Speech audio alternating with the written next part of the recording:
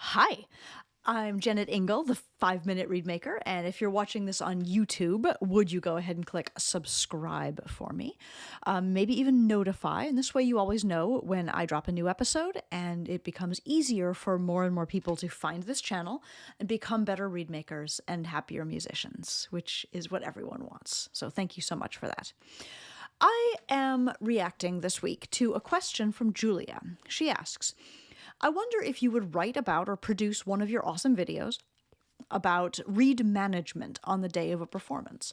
I experience a lot of anxiety I would love to move past. Between an hour pre-performance rehearsal, followed by an hour sitting around for the performance, then the performance itself, I worry about my performance reed giving out at the critical moment if I use it to rehearse, yet I worry about rehearsing on a reed I'm not using in the performance. And how do I best keep a reed in great condition for an hour while sitting around? I imagine you've developed strategies that work best for you. Would you be willing to share them? So, first of all, I would like to say thank you, Julia, for writing in and for asking this terrific question. And second of all, I would like to say, yes, I completely hear this anxiety. It's a really common concern, and it's a reasonable issue. After all, reeds are delicate little things. They are super responsive to environmental conditions, to the amount of humidity in the air, to a cold front coming through. They're made of organic material, and that material is also on its own life cycle. And also, you are a human being, and the reed that you need right in this moment might be different from moment to moment. You might, for a given concert, need a reed that projects like crazy over a full orchestra. You might need a reed that is so delicate that you can sort of disappear under the sound of a flute. You might be more nervous in performance than in rehearsal. And all of these things affect the tiny muscles of your own embouchure. And meanwhile, the reed itself is like soaking and drying and, developing in its own way. And it can feel almost impossible to predict what the reed exactly needs in terms of its soaking, its sitting around, its drying out. What does it need, and how can you protect it and keep it perfect for the moment that you need it? Well, here's the thing. I don't actually think that that is possible. I don't actually think that there is a way that I can give you right now that will reliably give you a perfectly maintained reed for your performance, even if it was a perfect reed an hour ago in the rehearsal, even if it was a perfect reed last night at your reed desk. Things are always going to be changing, and part of being an oboist is knowing that the reed is your responsibility, but not something that you can control. And so I guess I would like to reframe this question of reed maintenance into a question of reed choice instead. And I'll tell you what I actually do, which is that every time I sit down in the orchestra or in the quintet or stand up here from my chair at my reed desk to move over to my music stand over there and practice, I soak up 3 reeds. One is an old reed, one is a recent reed, one that I've been playing, and one is too new to play. That's if I'm sitting here. If I'm sitting in the orchestra, I'm going to pull one that is older, one that is yesterday's reed, and one that is like maybe tomorrow's reed. 3 reeds. And I'm going to play all of them in my little warm-up period, the 15 to 20 to 30 minutes before the rehearsal, before the performance, before whatever's going on. I'm going to try them all.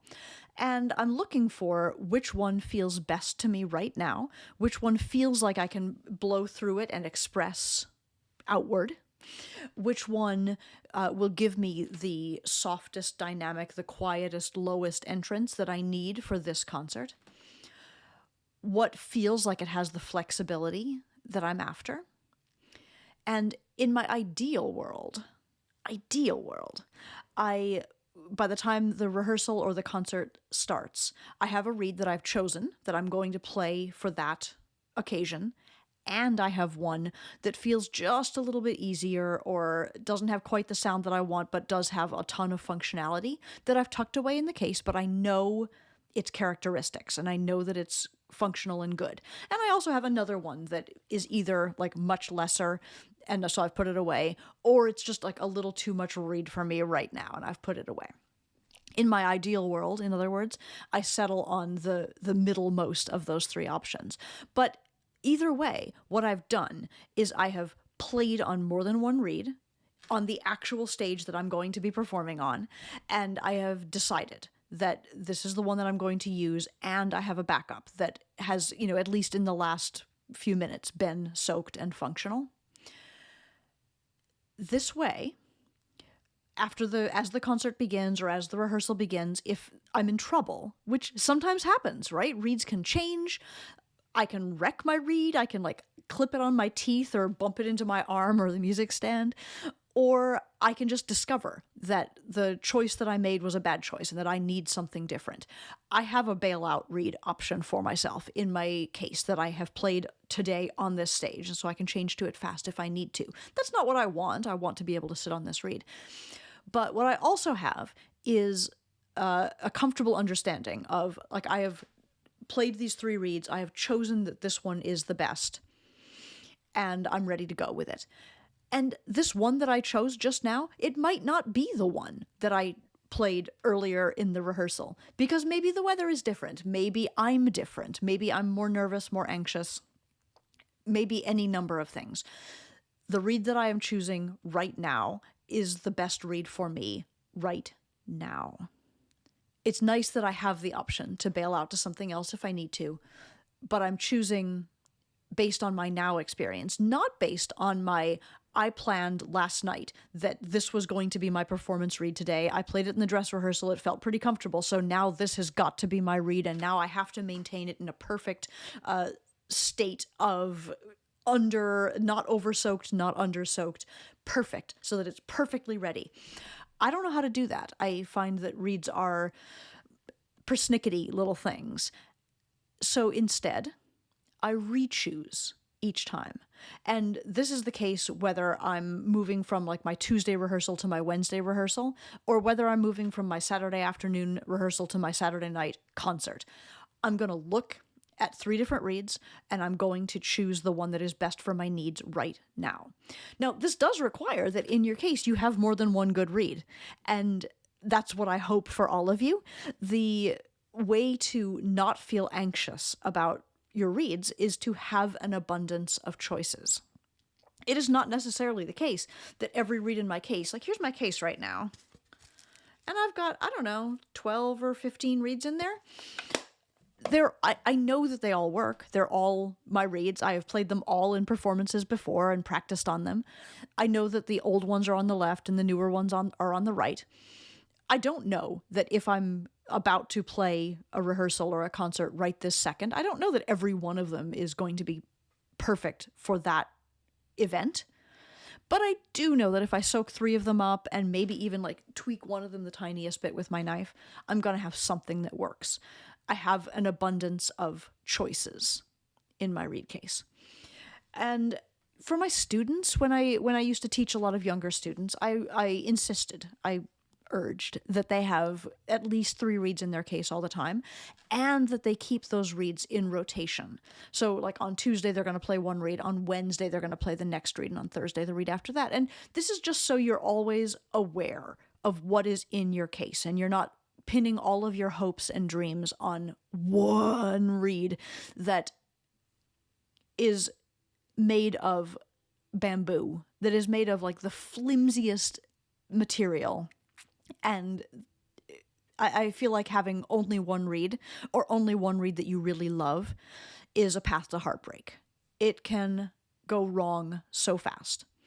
If you've got a collection of reeds, you have abundance, you have choices, and you can make a new choice for every service, for every performance, for every rehearsal. And it feels a lot safer that way, to be able to do that and to know that you have an option to bail out to. And I guess I would say, finally, and I've talked about this before, that ultimately, no matter how many reeds you have in your case, the reed on your oboe right now is the only reed you have. If once you're in performance, once you're like counting down the measures to your big solo, you're 3 measures away, you're 2 measures away, no matter how many reeds you own, the only reed you have is the one that is sitting on your instrument right now, and you're about to have to play it. So it is worth practicing on reeds that are less than optimal. It is worth making sure that all of the reeds in your case have a certain base level of functionality and that you can play both on the ones that are fantastic and on the ones that are maybe a little less fantastic, because when the only reed you have is the one that is on your oboe and the solo is looming, you have to make it work. So being an oboist is having the preparation and having the work ethic and the integrity to make sure that you have options in your reed case. Being an oboist is making good choices and saying, okay, today's symphony is a Mozart symphony, so I don't need anything like too enormously fortissimo, but I do need to be able to blend, and I need to be able to come in effortlessly at, in this range, and have a pristine entrance and release for this reed. So making good choices. And it is being able to roll with whatever that reed and that day throw at you. Because ultimately, no one in the audience is there to listen to your reed. They want to hear you make music. And the reed is only the conduit. The reed is only a tool. You are the music. Choose a good reed. Have an option. Like, do your due diligence. And then just play. Have a great time playing. I hope, Julia and everybody, that this is helpful. I hope that this was interesting. This has been a 5-minute Reedmaker lesson. You can follow these short videos right here on YouTube. You can subscribe if you wish. I hope you will. And if you need to get in touch with me to order reeds or cane or a copy of my book, The Happiest Musician, or to ask me a question that I could answer in a future 5-minute Reedmaker episode, you can find me at jennetingle.com. Thank you so much for watching. Have a great day.